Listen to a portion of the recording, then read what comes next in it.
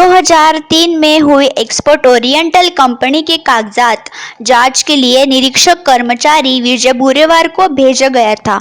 उन्होंने वह जांच रिपोर्ट बनाकर अपने उच्च अधिकारियों को सौंप दी थी, लेकिन उच्च अधिकारियों ने उस रिपोर्ट की साथ ही कंपनी की जांच किए बिना ही निरीक्षक कर्मचारी विजय को कंपनी संबंधित कागजात घोटाले के आरोप लगाते हुए और इस घोटाले में उन्हें फंसाते हुए उनके पद से बर्खास्त कर दिया था। इस घोटाले में सीबीआई द्वारा भी कोई खास जांच नहीं की गई थी। साथ ही वित्त विभाग से भी इस मामले की जांच के बारे में चर्चा की गई थी, पर उनकी तरफ से कोई भी जवाब नहीं मिला था। इस मामले पर पीड़ित विजय बुरेवार निरीक्षक कर्मचारी ने कहा है कि उन पर लगाया गया आरोप गलत है और इनके लिए कोई भी सूचना न देते हुए उन्हें कर्मचारी पद से बर्खास्त किया गया था। कर्मचारी को बर्खास्त करने का नोटिस रद्द करने के लिए उनके पद पर उनको वापस लाने की मांग की कर्मचारी विजय बुरेवार ने की है। निरीक्षक पद पर ये कार्यरत थे। जब इन्होंने वो यूनिट का इंस्पेक्शन किया, तब वो यूनिट में जाके इंस्पेक्शन करने के बाद इनके ऊपर जो अधिकारी बैठा था सुप्रीटेंडेंट, उनको इन्होंने फाइल पुटअप किए। वो इंस्पेक्शन होने के बाद सुप्रीटेंडेंट के बाद में एसी को फाइल पुटअप होती है।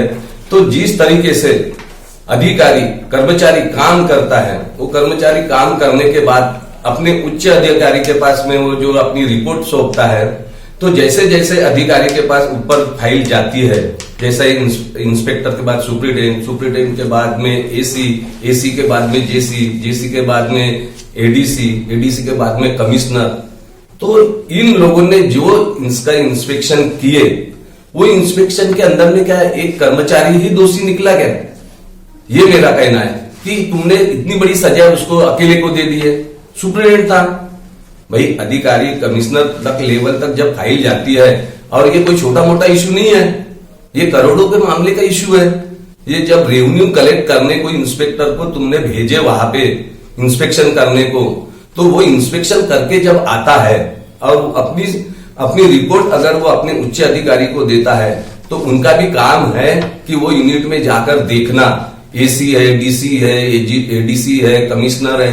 तो इन्होंने क्या किए, इन्होंने जब क्या किए, तो इनका भी एक ही काम था कि जब एक इंस्पेक्टर जाता है तो पूरी फाइल को देखते हुए जितने भी दोषी अधिकारी है उनको भी सजा होने को होना। ये मेरा कहना है। आज ये कर्मचारी के ऊपर में अन्याय हुआ, तो ऐसे जितने भी निरीक्षक है आज जो केस बनाने जाते हैं, अगर होते रहेगा तो इंस्पेक्टर कैडर के ऊपर में ये बहुत बड़ा संकट आ जाएगा। यानी कि ऐसा समझो कि इंस्पेक्टर अगर केस बनाता है और केस बना के अपने उच्च अधिकारी को देता है, तो उच्च अधिकारी को निचले वाले इंस्पेक्टर को अगर न्याय नहीं मिलता और ऐसा अन्याय अगर मिलेगा, तो पूरे भारत शहर के अंदर में central excise and custom, GST और भी डीजीजीआई है या और भी बड़े बड़े जो यूनिट है, डीजीआई है, डीडीआर है, ऐसे जितने भी यूनिट है, संस्था है जो काम कर रही है, ऐसे कर्मचारी के लिए ये बहुत दुखद की बात है कि इंस्पेक्टर मेहनत करता है और उच्च अधिकारी उसको रिहा करता है। यानी रेवेन्यू कलेक्ट करने के पीछे गवर्नमेंट सपोर्ट करती है, ऐसा समझ लो कि यूनिट वालों को, यानी व्यापारी को समर्थन करती है। ये ऐसा मेरा दृष्टिकोण है। यानी मेहनत इंस्पेक्टर करता है, केस बनाता है, और व्यापारी को सपोर्ट अधिकारी करते हैं, उच्च अधिकारी, चाहे वो कमिश्नर लेवल हो या कमिश्नर लेवल के ऊपर के हो।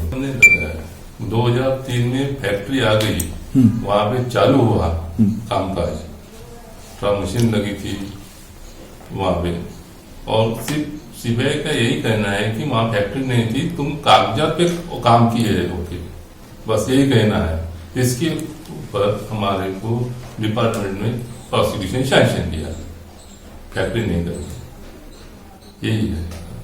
आपके ऊपर में क्या, यानी यहाँ की कंपनी ने, यहाँ की जो जीएसटी है, उन्होंने क्या तकलीफ आपको दी है?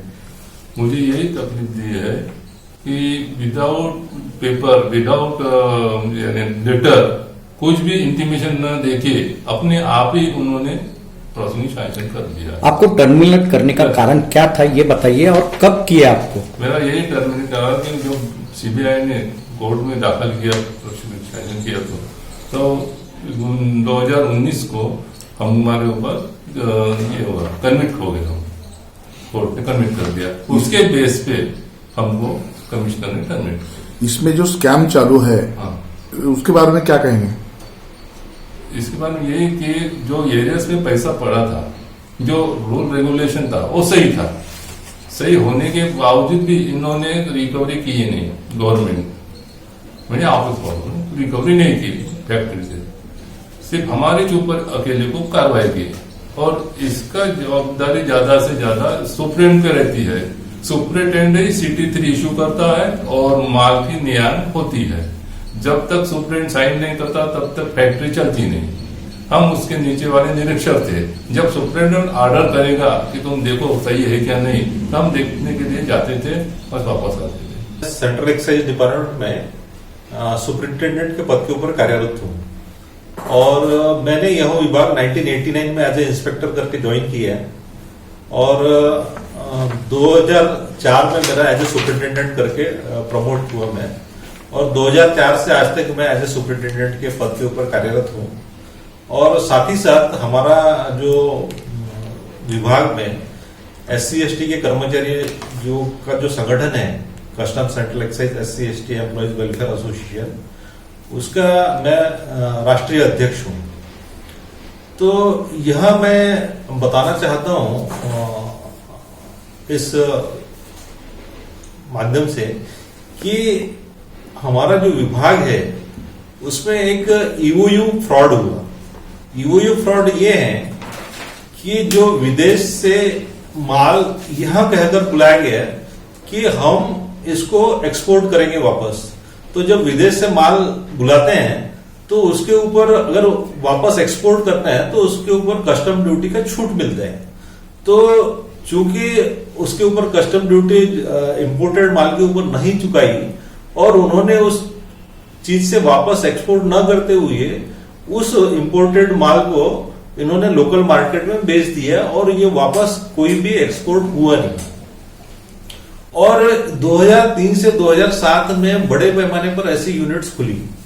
ये ऐसे यूनिट सूरत में भी था, खासकर टेक्सटाइल्स क्षेत्र में। तो सूरत में बहुत सारा यूनिट खुला, मुंबई के आसपास भी बहुत सारा यूनिट खुला, नागपुर में भी था और रायपुर में भी था। तो ऐसा ही एक यूनिट था भाटापारा पॉलिटिक्स, जो रायपुर कमिश्नरेट्स में भाटापारा में खुला। तो यह यूनिट 2003 में चालू होती है। तो 2003 में ही हमारे जो इंस्पेक्टर है विजय गुरेवार, उनका वहां पोस्टिंग था 2003 में।